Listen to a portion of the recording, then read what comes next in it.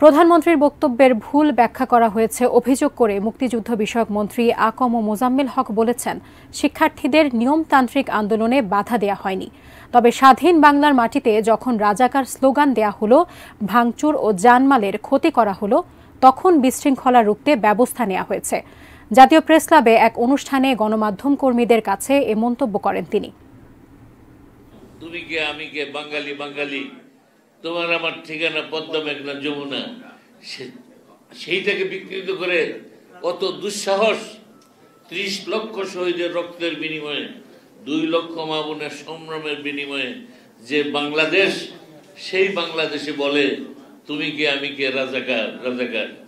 অর্থাৎ তাদের আসল চরিত্র এটা তারাই নিজেরাই প্রকাশ করেছে।